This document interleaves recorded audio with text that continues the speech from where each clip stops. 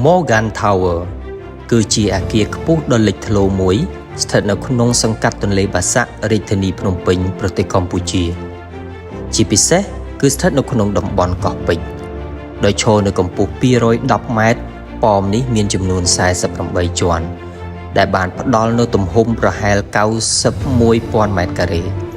វាត្រូវបានបង្កើតឡើងដោយក្រុមហ៊ុន Morgan Ford Group ជាមួយនឹងការវិនិយោគប៉ាន់ប្រមាណចំនួន$160 លានអាមេរិក Morgan Tower ផ្ដល់កន្លែងការិយាល័យកម្រិត B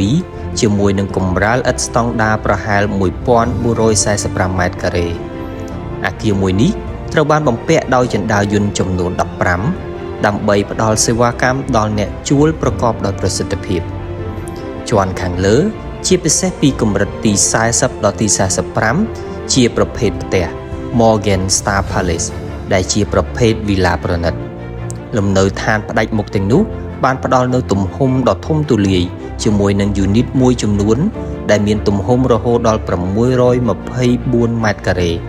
ដែលមានប្រភេទបន្ទប់គេងចំនួន5បន្ទប់ទទួលភ្ញៀវចំនួន2និងបន្ទប់ទឹកចំនួន6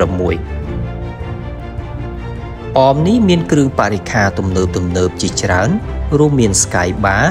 កន្លែងគយគន់ទេសភាពទីក្រុង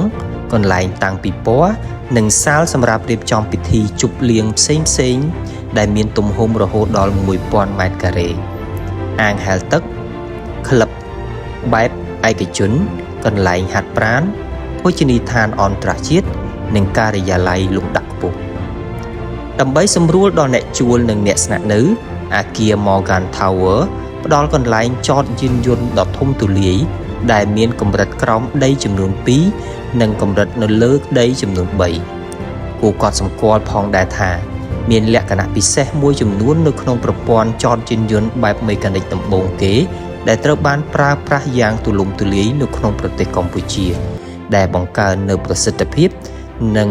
សុវត្ថិភាពនៃចំណត Morgan Tower មានទីតាំងស្ថិតនៅតំបន់ពាណិជ្ជកម្មស្នូលនៃរាជធានីភ្នំពេញដែលស្ថិតនៅក្នុងតំបន់កោះពេជ្រអគារ Morgan បានផ្ដល់នូវទេសភាពបែប Panoramic នៃទីក្រុងមាត់ទន្លេអគាររដ្ឋាភិបាលនិងស្ថានទូតនានាការរចនាដ៏ទំនើបនិងបរិក្ខារដ៏ធំទូលាយរបស់វាបានធ្វើឲ្យវាក្លាយជាទីសម្គាល់ដ៏សំខាន់មួយនៅក្នុងរាជធានីភ្នំពេញនៃប្រទេសកម្ពុជាជួបគ្នានៅវីដេអូបន្ទាប់ពីខ្ញុំស្នា